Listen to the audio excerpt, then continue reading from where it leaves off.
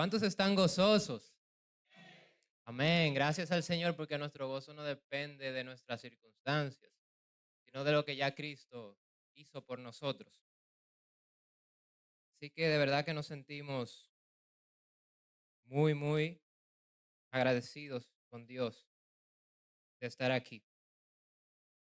Hermanos, ¿cuántos de ustedes, anteriormente lo había comentado, pero cuántos de ustedes llegan aquí a la iglesia con expectativa de lo que Dios hará? ¿Cuántos de ustedes llegan con expectativa de que Dios le puede hablar aquí?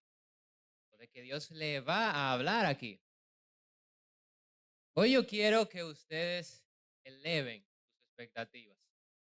Porque hoy Dios no simplemente te puede hablar, sino que hoy tú puedes salir de aquí con un corazón transformado. Y por eso yo te pido que que te concentres en la palabra. Te pido que por favor no dejes que las distracciones en tu mente, tus pensamientos, las circunstancias, los problemas, no dejes que te atormenten y no dejes que te quiten esta bendición que yo sé que todos vamos a recibir el día de hoy.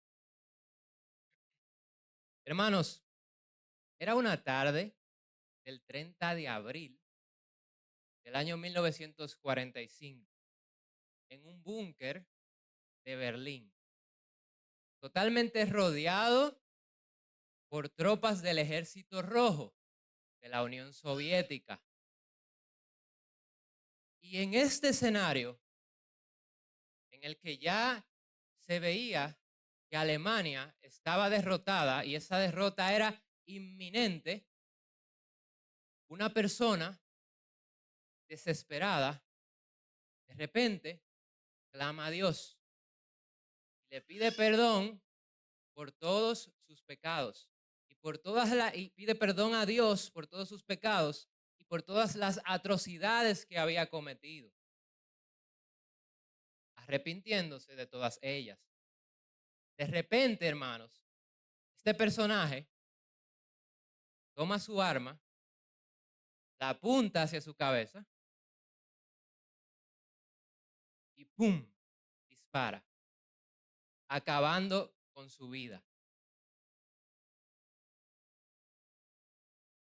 De esta forma, evadiendo la segura tortura, captura y aniquilación que le esperaba cuando las tropas enemigas lo atraparan. Estas tropas tenían sed de sangre, sed de justicia y sed de venganza. Hermanos, ¿qué pasaría si hoy tú llegas al cielo y quien te recibe y te abre la puerta es Adolf Hitler? Te voy a dejar unos segundos para que eso caiga. Yo sé que acabo de tirar una bomba. ¿Qué pasaría, hermanos, si eso sucediera?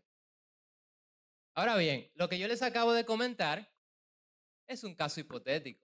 Yo no te puedo confirmar a ti que eso sucedió. Realmente lo que está registrado en la historia sobre este personaje y sus últimos momentos de vida es que efectivamente él se quitó la vida, al igual que su esposa. Pero el dilema, hermanos, es el siguiente. ¿Cómo puede Dios perdonar a esta persona tan monstruosa, tan horrible, mientras al mismo tiempo tantas víctimas, tantas familias, como por ejemplo los sobrevivientes del Holocausto, sufrían, padecían las consecuencias de toda la violencia que había desatado esta persona, sin ninguna aparente justicia divina que viniera a rescatarlos?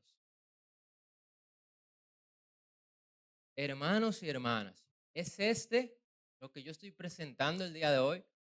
¿Un evangelio injusto? Vamos a orar. Inclinemos nuestros rostros. Señor, gracias. Gracias por tu palabra, Señor. Gracias, Señor, porque hoy Sé que tú hablarás a nuestros corazones. Sé que hoy, Señor, tú tienes un trato, Padre, especial con cada persona que está aquí, Señor. Sé que tú quieres hablarles, así como me hablaste a mí. Sé que tú tienes una obra, Señor, viva en cada uno de nosotros, Señor. Sé que quieres transformar, Señor, nuestros corazones para que cada vez nos parezcamos más a Cristo, para que cada vez, Señor, podamos glorificarte, Señor, con nuestras vidas, aún más. Señor, yo te pido que me uses, Señor, que no sea yo hablando aquí, Señor, sino tu Espíritu Santo utilizándome, Padre, para que tú, Señor, lleves la palabra que tú quieres, Señor, y sabes que cada uno de nosotros necesitamos aquí, Señor. Señor, yo te ruego que tú elimines, Señor, te lleves toda distracción de nuestra mente, de nuestro corazón, Señor, y que nos ayudes a enfocarnos en ti, que nos ayudes a enfocarnos, Señor, en Jesucristo, el protagonista de todo esto. Gracias, Padre, por tu amor, tu gran misericordia. En el nombre de Jesús. Amén.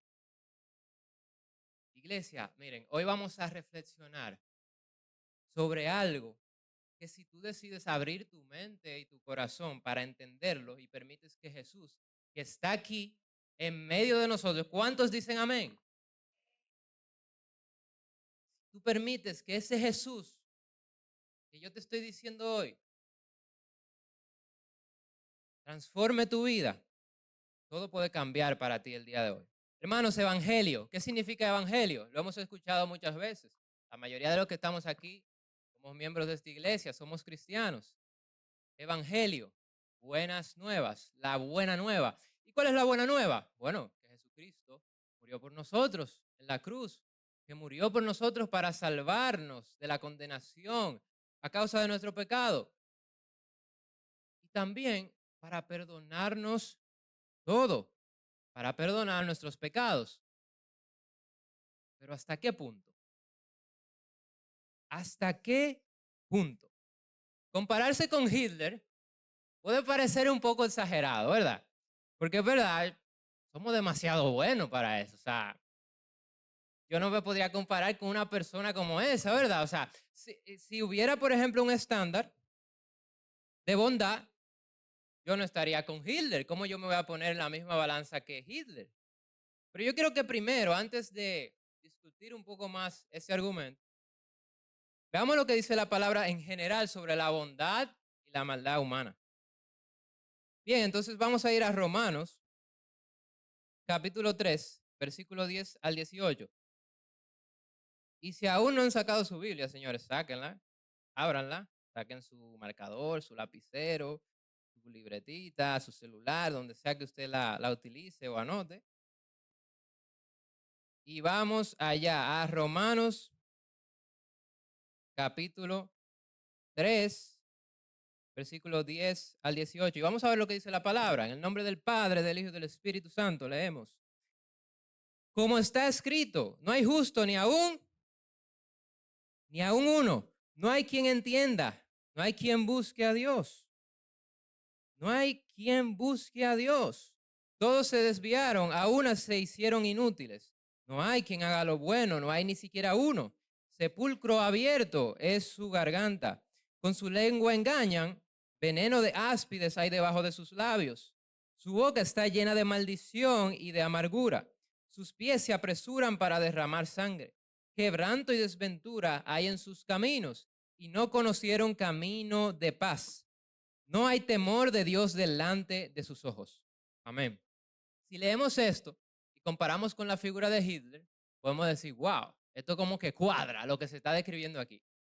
Pero tal vez si tú lo comparas contigo mismo, tú podrías decir, bueno, yo no soy tan malo como se describe aquí. Sin embargo, la palabra es clara. Dice, no hay justo ni aún uno. Simplemente no hay quien entienda, hermanos. En Romanos 3 también, del versículo 21 al 26, dice lo siguiente. Pero ahora, aparte de la ley, se ha manifestado la justicia de Dios, testificada por la ley y por los profetas. La justicia de Dios por medio de la fe en Jesucristo, para todos los que creen en Él. ¿Qué dice ahí? Porque no hay diferencia. Por cuanto todos pecaron y están destituidos de la gloria de Dios, siendo justificados gratuitamente por su gracia, mediante la redención que es en Cristo Jesús, a quien Dios puso como propiciación por medio de la fe en su sangre, para manifestar su justicia a causa de haber pasado por alto en su paciencia los pecados que pasados, con la mira de manifestar en este tiempo su justicia, a fin de que Él sea el justo y el que justifica al que es de la fe de Jesús. Amén. Entonces hasta aquí, hermano, tú pudieras ver como quiera, bueno, sí, he pecado, pero tal vez no soy tan malo como lo que se describe en estos pasajes. Pero lo que sí nos queda claro, hermanos, es que para Dios, miren, no hay grises. Para Dios no hay grises. Para Dios es o blanco o negro. Para Dios es santidad o es imperfección, pecado. Simplemente blanco o negro, no hay grises. Y está bien, ok. Entendemos, sabemos que tal vez no cumplimos los estándares de perfección, de bondad de Dios, pero debe haber algún espectro de bondad en el que yo me pueda clasificar, ¿verdad? Y yo tal vez sea un poquito más bueno que este personaje tan atroz que hemos mencionado. Y tal vez yo esté un poquito más cerca de Cristo que Él, ¿verdad? Entonces, sí, vamos a nosotros imaginar lo siguiente. Tenemos aquí, digamos, una especie de escala, donde arriba tenemos a Jesucristo y donde abajo vamos a poner el personaje más atroz, más horrible que usted le llegue a su cabeza. Ya usted sabrá a quién usted pone. Ya usted sabrá a quién usted pone. Pero arriba está Cristo. Yo quiero que ahora usted piense, ¿dónde estaría usted del 1 al 10? Siendo 10 Jesús y siendo 1 o 0, la persona más atroz que usted haya colocado ahí. ¿Dónde usted cree que usted se colocaría? Tal vez usted dijera, bueno, yo puedo estar en el 5, puedo estar en el 8. Bueno, yo me considero que tal vez que estoy un poquito más cerca de Jesús. Me voy a poner en el 9. Y así nosotros podemos decir, bueno, creo que mi bandera está un poquito más arriba, más abajo, y podemos decir personajes en la historia que han hecho cosas tan buenas, tan grandiosas. Podemos mencionar muchos pasajes. La Madre Teresa, podemos mencionar Mahatma Gandhi, esa gente que hicieron, ¿verdad?, cosas increíbles por la humanidad a nivel de liberación, de derechos humanos, de ayuda a las minorías. Y a esa persona tú la pondrías seguramente ahí con Cristo. Pero ¿qué pasa, hermanos? Cuando leemos el Evangelio y los estándares perfectos de bondad de Dios, nos damos cuenta de que todos nos chocamos con una pared bien grande. Una pared bien grande. Analicemos un caso de alguien que parecía perfecto en el exterior, pero se dio cuenta que no lo era tanto en su interior. Y miren, presten atención porque aquí, en este pasaje que muchos han escuchado, hay algo que muchos omiten. Muchos omiten. Vamos a leer Mateo capítulo 19, versículos 16 al 22. Presten atención a cada parte de lo que vamos a leer. Entonces vino uno y le dijo, maestro bueno, ¿qué bien haré para tener la vida eterna? Él le dijo, ¿por qué me llamas bueno? Ninguno hay bueno sino uno, Dios. Mas si quieres entrar en la vida, guarda los mandamientos. Le dijo, ¿cuáles? Y Jesús dijo, no matarás, no adulterarás, no hurtarás, no dirás falso testimonio, etcétera, etcétera, etcétera. Honra a tu padre y a tu madre, amarás a tu prójimo como a ti mismo. Y el joven le dijo, Señor, pero todo esto lo he guardado desde mi juventud. ¿Qué más me falta? ¿Qué más, Señor? ¿Qué es lo que tengo que hacer para recibir la salvación? Jesús le dijo, si quieres ser perfecto, anda, vende todo lo que tienes y dalo a los pobres, y tendrás tesoro en el cielo, y ven y sígueme. Oyendo esto, el joven, oyendo esta palabra, se fue triste porque tenía muchas posesiones. Ahora, hermanos, vamos a analizar qué fue lo que sucedió aquí, porque es bien, bien peculiar que tú te acerques a Jesús, siendo el justo, como lo declara la palabra, y tú vengas diciéndole, maestro bueno. y él te responda, ¿por qué me llamas bueno?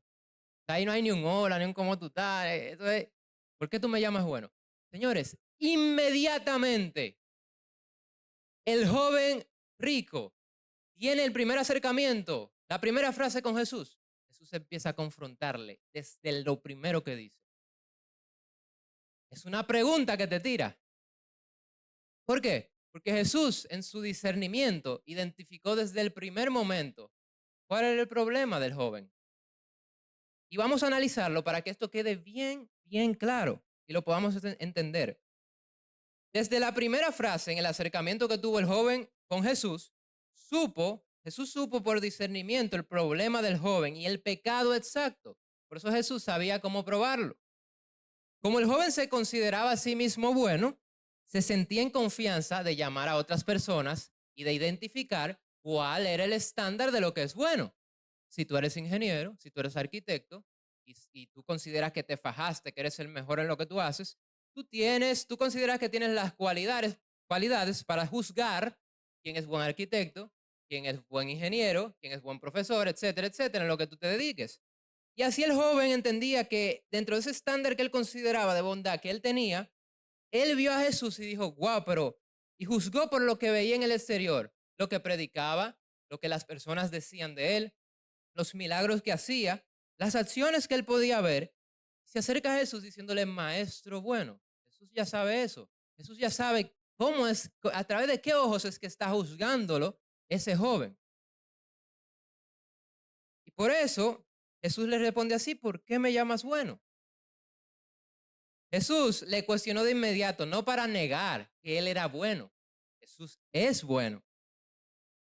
Jesús es bueno. Él no lo cuestionó para negar esto, sino para reiterarle, oye, tú no eres bueno. Señores, solamente con la primera pregunta. Pero el joven parece que no entendió. Hoy nosotros lo leemos, podemos analizarlo y entenderlo. Pero imagínate tú una conversación con Jesús. Tal vez tú no caes en cuenta de una vez lo que él te está queriendo decir. Pero el rico preguntaba, Señor, ¿qué más yo tengo que hacer para ganar la vida? Y ya que insiste, ya que el joven insistía, Jesús sabiamente lo pone a prueba y le responde, mira, guarda los mandamientos. Y aquí el joven empieza a decir, pero señores, que ya yo he guardado todo eso, ¿qué más yo tengo que hacer? Y Jesús le tira una última bomba ahí. Vende todo lo que tienes y dalo a los pobres. Y aquí el orgullo, las riquezas y las buenas obras que este joven hacía fueron reveladas en qué posición estaban en su vida. Hermanos, aquí se vio claramente que todas estas cosas, sus buenas obras, su apariencia exterior, sus riquezas, su orgullo, tenían el lugar de Dios en su corazón. Saben, Jesús supo desde el primer momento que el mandamiento exacto en el que él había fracasado era no tendrás dioses ajenos delante de mí, porque esos eran sus ídolos. Amén. Y así el hombre se aleja, incapaz de dar el paso que le liberaría de su atadura. Y aquí hay algo que yo reflexioné, yo dije, wow, no es tan fácil porque Jesús no le estaba pidiendo al joven, mira, da un poquito de esto que tú tienes a los pobres. Esa jipeta que tú tienes, mira, este hermano la necesita y está pasando trabajo, dásela. No fue eso que le pidió. El Señor le dijo, dalo todo, vende todo lo que tienes. Y ahí yo me pongo a pensar y digo, wow, ¿qué pasa si el Señor te pide que te despojes de todo lo que tienes y solamente te quedes con Él? ¿Te sentirías tú conforme con Jesús solamente en tu vida? Si no, creo que ya identificaste cuáles son tus ídolos. Hermanos, entregarlo todo significa todo para seguir a Jesús. Y esto fue con lo que le confrontó Jesús al joven, porque él sabía dónde estaba su corazón. Él sabía que las riquezas, las buenas obras estaban por encima de Dios en su vida. Y así el hombre se fue confrontado porque se dio cuenta de que no era solamente el exterior que importaba. Y con exterior no me refiero a apariencia simplemente, sino esas buenas acciones que hacemos también, que se pueden ver. El joven se dio cuenta de que no solamente era eso, sino lo que tenía en el corazón. Eso también importaba. Y se dio cuenta de que tal vez en esa escala, no estaba tan cerca de Dios, no estaba tan cerca de Jesús. Estaba un poquito más abajo o mucho más abajo de lo que él creía. Porque la cosa es esta, con Dios es un 10 de 10. ¿Qué significa 10 de 10? 10 de 10 mandamientos. Rompes uno, no te vale de nada los demás.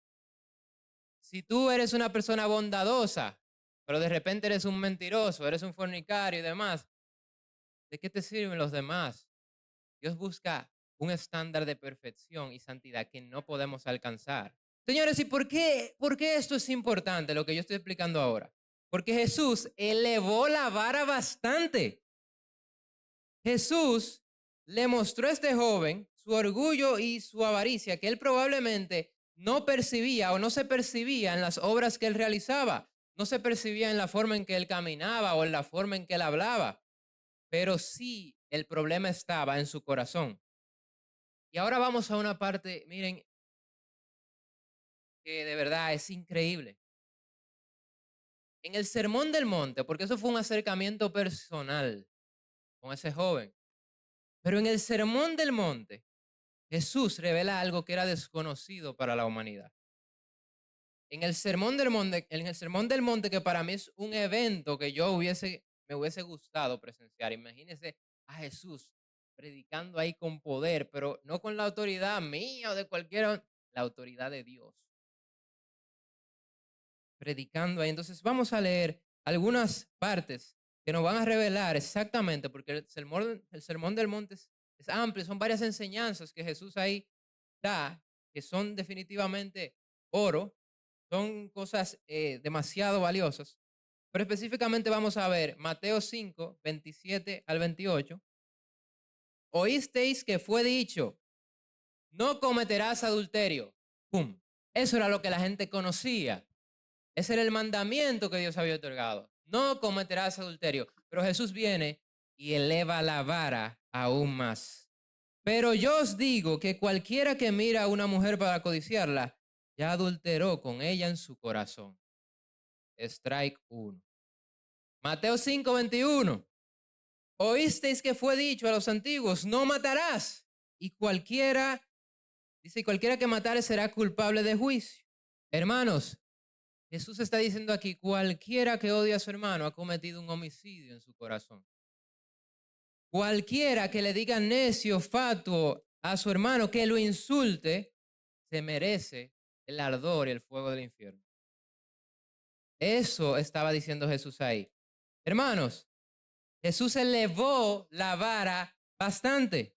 Y yo pregunto, ¿dónde nosotros nos encontramos ahí?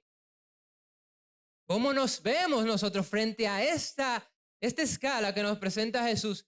Ahora yo quiero que tú reflexiones nuevamente. Tal vez tú te pusiste en el 5. ¿Dónde estás ahora? El 1 al 10 te pusiste en el 5. ¿Dónde estás ahora? Jesús revela, y miren, en el Sermón del Monte, Jesús revela algo que ya sabíamos, algo que ya sentíamos, algo que hubiésemos preferido que se quedara oculto, que nadie supiera, y que nunca pensamos que alguien como un carpintero de Nazaret nos lo iba a declarar en un monte. Declararnos en nuestra propia cara que sí, que esos pensamientos e intenciones que tenemos y que se sienten como pecado, efectivamente lo son pecado. Y es que este carpintero de Nazaret no era cualquier hombre, era Dios mismo encarnado, escudriñando los corazones de los que estaban ahí. Y hoy en día esa misma palabra es la que escudriña nuestros corazones. Ese día Jesús dejó claro que la santidad no es solo exterior, sino interior. Dejó claro que antes de que suceda la acción, ya lo cometimos en nuestro corazón. Lo pensamos, lo imaginamos, Según Jesús, el odio es igual al homicidio, a un homicidio que se comete en el corazón. La lujuria iguala al adulterio. Quien insulta a su hermano merece el infierno. Esto eleva bastante la vara de lo que significa ser bueno. Y por eso yo me imagino a todas esas personas habiendo escuchado eso, yéndose cabizbajos y reflexionando, queriendo saber aún más de quién era ese hombre que había entrado sin permiso a sus corazones. ¿Quién era ese hombre que había escudriñado sus pensamientos? Preguntémonos, hermanos, ¿qué es lo que nos detiene de que nuestros pensamientos y malas intenciones que tenemos se consuman y se conviertan en una acción? ¿Será que lo que nos detiene de actuar de forma desenfrenada es nuestra bondad? ¿Es lo muy bueno que somos o las consecuencias que existen y nos limitan de hacerlo de una forma desenfrenada? Porque yo les digo algo, vamos a imaginarnos todos que no hay ley, que podemos tener libertad para hacer simplemente lo que se nos ocurra. ¿Qué pasaría? Esas intenciones, esos pensamientos que hemos tenido, que tú lo puedas ahí consumar de inmediato sin ninguna repercusión. Hermanos, lo que nos detiene es nuestra bondad o las consecuencias que sabemos que existen. Porque por algo Dios estableció la ley moral de Él en nuestros corazones.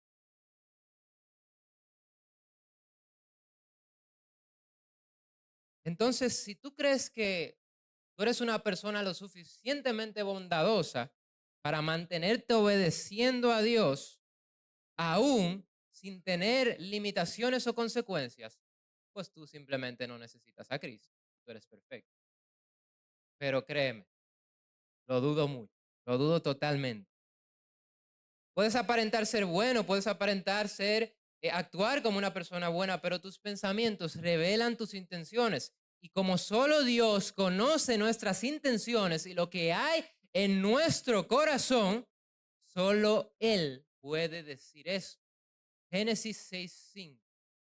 Génesis 6:5. Y vio Jehová que la maldad de los hombres era mucha en la tierra y que todo designio de los pensamientos del corazón de ellos era de continuo solamente al mal. De continuo solamente al mal. Y mire, si usted no me cree, usted no cree la palabra, yo le voy a invitar a que usted haga un ejercicio. Cuente todos los pensamientos malos, intenciones pecaminosas que usted tiene en una semana y anótelo. Se va a sorprender bastante. Y no solamente eso, no siempre vencemos la tentación. Muchas veces sí consumamos el pecado con una acción, pero muchas veces lo cometemos ya hace rato en nuestro corazón. Y si no fuera porque el Espíritu Santo nos ayuda a recordar su palabra, fracasaríamos más de la cuenta. Pero Él está con nosotros, amén. Por eso una y otra vez en la palabra se nos exhorta y se nos dice, renovaos nuestra mente, pensad en todo lo justo, en todo lo bueno, en todo lo amable, en todo lo de buen nombre. Sobre toda cosa guardada, guarda tu corazón. Renovaos en el espíritu de nuestra mente. Y esto te lo ven en muchísimos pasajes, muchísimos libros que los mismos apóstoles nos dejan claro. Miren, renuévense, miren, trabajen su mente, miren, miren, miren, miren. Porque ellos mismos tenían la misma lucha. Porque Jesús les hablaba de eso constantemente. Porque tenemos una lucha diaria todos los días y por eso necesitamos a Dios todos los días. Todos los días de tu vida, tú necesitas a Dios. Jesús precisamente quiere hacernos entender que todos estamos descalificados, que nada de lo que hagamos puede servir para ganarte la salvación, para ganarte su reino, y que solamente poniendo nuestra confianza en Él podemos ser salvos. Y miren, el caso de Hitler no es nada más y nada menos que un pensamiento pecaminoso que se gestó en algún momento y se convirtió en una serie de actos desenfrenados de violencia. Pero yo conozco otro caso de violencia desenfrenada que sucedió alguna vez. El día que fue masacrado, torturado, herido y crucificado, el único justo que ha pisado este planeta y que no lo merecía. Señores, Jesús tenía a sus asesinos de frente, de frente. Soldados romanos, fariseos, que tal vez no habían matado uno, sino muchos creyentes. Y no solamente eso, después piensa en los creyentes que persiguió, aniquiló, mató, torturó el imperio romano. Él los tenía de frente a ellos. Y él clama, Padre, perdónalos, porque no saben lo que hacen. Y eso me deja en shock a mí. Eso me deja en shock. Porque ¿estaría Jesús dispuesto a perdonar a aquellos asesinos? Aquellos malhechores que aún a él mismo lo han torturado, lo han masacrado, lo están crucificando. Pareciera ser que Jesús aún en la cruz estaba dispuesto a perdonar a estas personas. Pero mientras todo esto sucedía, había otro acontecimiento que estaba pasando. Yo quiero que analicemos esto. Vamos a Lucas, capítulo 23, versículo 39 al 43. Lucas, capítulo 23, versículo 39 al 43. Hermanos, aquí nos vamos a encontrar con algo muy impactante. Sabemos que Jesús fue crucificado, ¿verdad?, con dos ladrones, uno a su izquierda, uno a su derecha. Ahora bien, hubo algo que sucedió en el corazón de uno de ellos que cambió su destino para siempre. Vamos a leer Lucas 23, 39 al 43. Dice así: y uno de los malhechores que estaban colgados le injuriaba diciendo: si tú eres el Cristo, sálvate a ti mismo y a nosotros. Respondiendo el otro le reprendió diciendo: ¿ni aún temes tú a Dios estando en la misma condenación? Nosotros, a la verdad, justamente padecemos, porque recibimos lo que merecieron nuestros hechos, mas este ningún mal hizo. Y dijo Jesús, acuérdate, y dijo a Jesús, acuérdate de mí cuando vengas en tu reino. Entonces Jesús le dijo, de cierto te digo que hoy estarás conmigo en el paraíso. Aquel ladrón que al inicio del pasaje, él también se burlaba, pasó algo en su corazón. Y sabemos que los ladrones en la cruz murieron después de Jesús. Jesús murió primero. Cuando, eso lo tenemos más adelante, cuando fueron a clavarle, ¿verdad?, en el costado, para terminar, digamos, de matarlos, eh, ellos estaban rompiéndole, quebrándole las piernas. Pero ¿qué pasa? Ellos no lo hicieron con Jesús, porque Jesús ya estaba muerto. Bien, entonces ese pasaje ahí te deja dicho, literalmente, que Jesús había muerto primero que los ladrones. Es decir, que ellos presenciaron todo lo que había sucedido, incluido esa expresión que dijo Jesús, perdónalos porque no saben lo que hacen. Y yo me imagino a este ladrón reflexionando en esta palabra de Jesús, reflexionando en cómo él está actuando y diciendo, ¿quién es este que aún en esta cruz perdona a sus enemigos? Hermanos, este pasaje nos deja claro que ese ladrón se arrepintió y creyó. Cuando él literalmente dice, acuérdate de mí cuando vengas en tu reino, que yo sepa, los reyes no mueren en cruz. Los reyes normales no tienen reinos después de la muerte. En esta expresión él deja claro que él creyó no solamente que era un rey, no solamente que era justo, sino que después de la muerte él tenía un reino del cual él quería ser parte. Y a él no le dio tiempo tal vez de demostrar su fe en una iglesia. Tal vez si él hubiese participado en un debate bíblico de un careo, es el peor que lo haría, ¿verdad? No le iría bien, tal vez ni un versículo se sabía. Sin embargo, en ese momento Jesús le perdonó y le dijo, de cierto te digo que hoy estarás conmigo en el paraíso. ¡Wow! Eso es impactante. Y esta historia tan hermosa con la que tanto nosotros nos identificamos y decimos, wow, qué hermoso el perdón, la misericordia de Jesús. Y nos identificamos porque anhelaríamos nosotros recibir esa misma misericordia y perdón, ¿verdad que sí? ¿Cuánto no anhelaríamos recibir eso mismo que le dio? ¡Qué lindo! Pero ¿qué pasaría si yo te digo que el caso es que ese ladrón está en la cruz por algo que te hizo a ti? ¿Y si ese ladrón, el crimen que cometió, fue a ti? ¿Y si te robó? ¿Y si asesinó a un familiar? ¿Qué pasa si violó a alguien conocido? ¿Anhelarías tú la misma misericordia? ¿Cómo te sentirías al ver que Jesús le perdona a esa persona? ¿Tú le extenderías misericordia?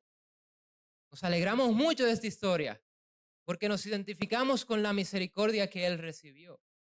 Pero nosotros no estamos dispuestos a dar la misma misericordia a los demás. Jesús tenía, repito, sus asesinos, los malhechores, de frente a Él.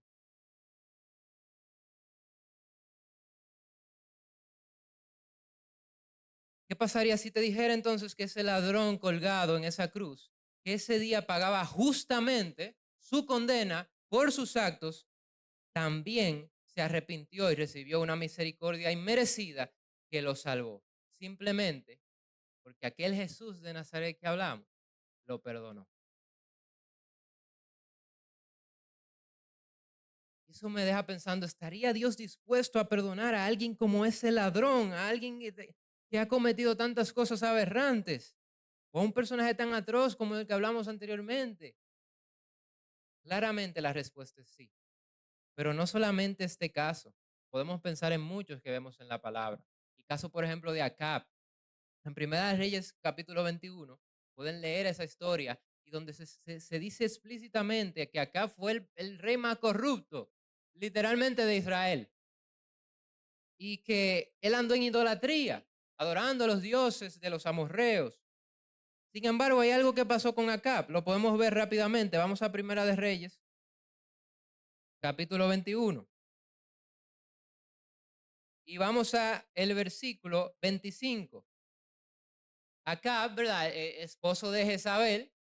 Jezabel, que ellos que han escuchado de ella, una mujer que incitaba al rey Acab a hacer lo malo. Una mujer que despreciaba a Dios y todo lo que tenía que ver con él. Y dice el versículo 25 en Primera de Reyes 21, aclarando, fíjense como aquí el que escribe decide dejar una aclaración.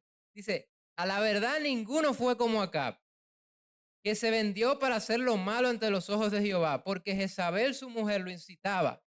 Él fue en gran manera abominable, caminando en pos de los ídolos, conforme a todo lo que hicieron los amorreos, a los cuales lanzó Jehová de delante de los hijos de Israel.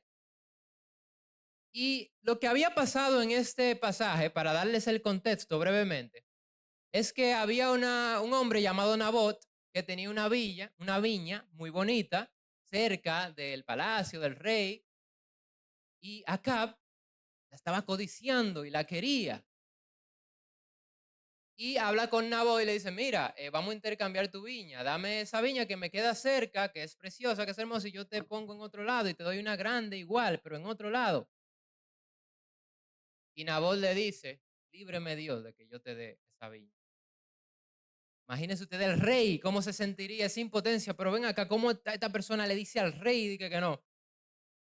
Y Acab se va como un niño, sintiéndose así, digamos, impotente, a llorar y a decir, pero ¿por qué yo soy el rey? Y viene Jezabel, su esposa, y le dice, pero ¿y qué? Levántate de ahí que tú eres el rey. Yo me voy a encargar de que tú tengas esa viña.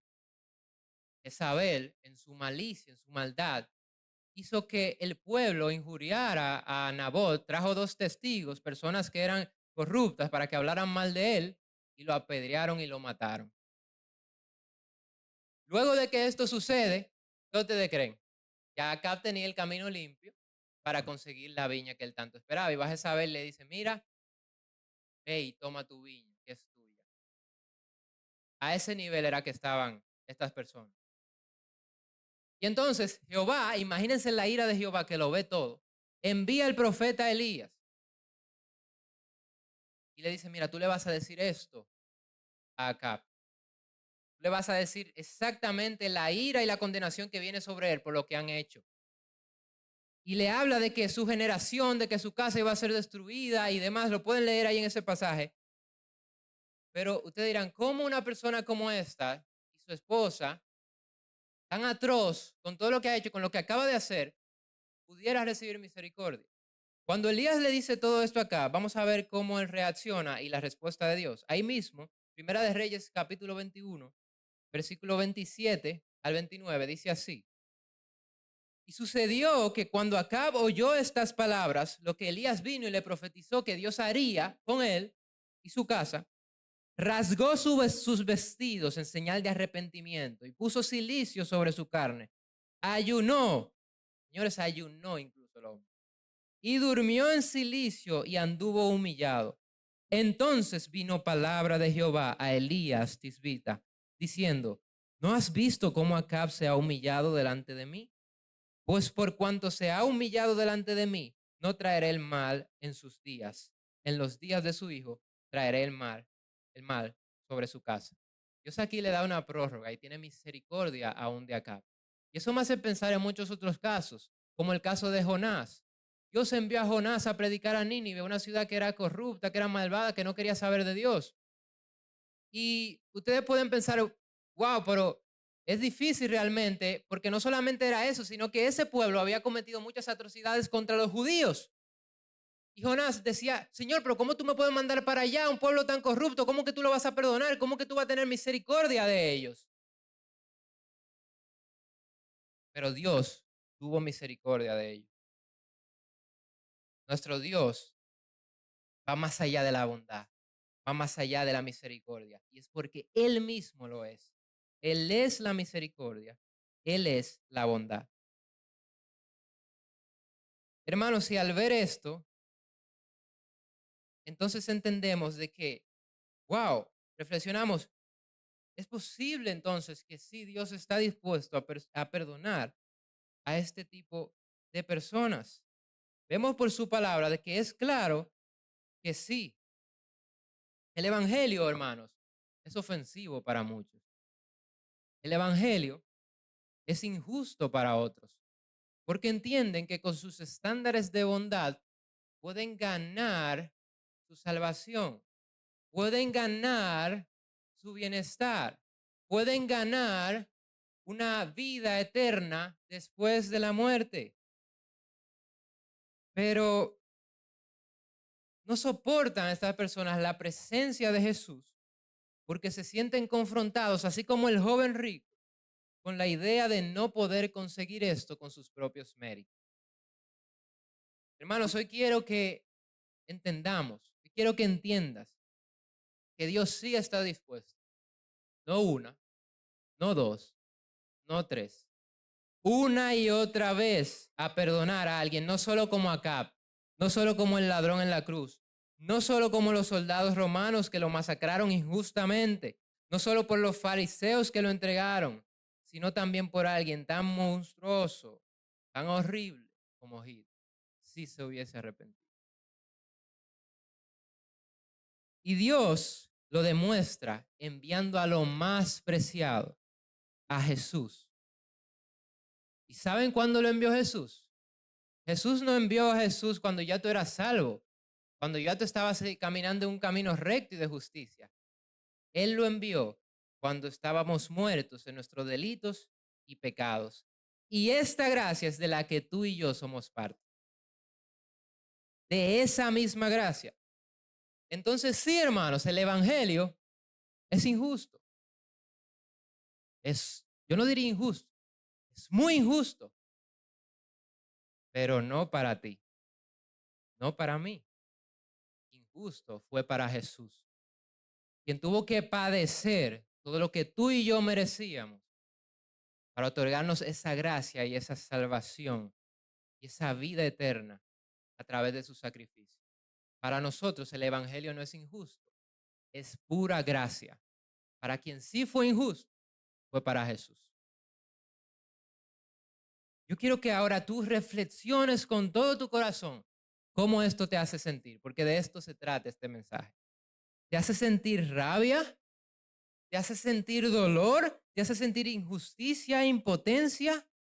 Hoy yo quiero que tú canalices eso y lo cambies por gozo, lo cambies por agradecimiento y como una oportunidad para tú abrazar la gracia y compartirla con los demás, aún más con tus enemigos. Entender, hermanos, que realmente no queremos más justicia, no queremos justicia más de lo que queremos misericordia. Preferimos la misericordia. Y el mismo Señor nos habla de la misericordia antes que el mismo sacrificio. Entonces, hermanos, esa misma misericordia es la que Dios quiere que tú le extiendas a los demás. ¿Por qué? Porque Él quiere que tú seas como Él. Vamos a leer Mateo, capítulo 5, versículo 43 al 48. Oísteis que fue dicho, amarás a tu prójimo y aborrecerás a tu enemigo. Aquí vuelve Jesús a elevar la vara aún más sobre lo que estamos hablando. Pero yo os digo, amad a vuestros enemigos, bendecid a los que os maldicen, haced bien a los que os aborrecen y orad por los que os ultrajan y os persiguen, para que seáis hijos de vuestro Padre que está en los cielos, que hace salir su sol sobre los malos y buenos, y que hace llover sobre justos e injustos. Porque si amáis a los que os aman, ¿qué recompensa tendréis? ¿No hacen también lo mismo los publicanos? Y si saludáis a vuestros hermanos solamente, ¿qué hacéis de más? ¿No hacen también así los gentiles? Sed pues vosotros perfectos, como vuestro Padre que está en los cielos es perfecto. Dios quiere que esa misma misericordia que te ha extendido a ti, se le extiendas aún a tus enemigos, porque así tú te pareces a Él, y así tú le glorificas, y así tú cumples el propósito por el cual Él te puso en esta tierra. Amar a los que te aman es muy fácil, pero decidir amar a aquellos que te afectan, a aquellos que hacen cosas en contra de ti, a aquellos que no te caen tan bien, ese es el reto al que Dios nos ha llamado. En este mensaje yo les puse un caso que podría ser exagerado, les puse una escala, ¿verdad? Ya ustedes ven que no es tan exagerado. Posible que estemos más cerca de esa persona más atroz que tú pusiste al final, al fondo, de lo que tú pensabas. Y es posible que esas personas que yo te hablé al inicio, que estaban tal vez tan cerca de Jesús, Gandhi, la Madre Teresa y demás, es posible que en la eternidad no estén con Jesús. ¿Sabes por qué? Porque nada de lo que hagamos, como dice su palabra, puede salvarnos. Nada de nuestras obras puede darnos la salvación. Simplemente lo que hizo el único justo por nosotros. Y si tú no pones tu confianza en aquel justo que murió por ti en esa cruz, aquel que está dispuesto aún perdonar aún al más malo, lamentablemente la palabra habla de una condenación eterna. Y esa parte es la ofensiva del evangelio, que tal vez no lo entendamos, pero eso es lo que nos garantiza misericordia.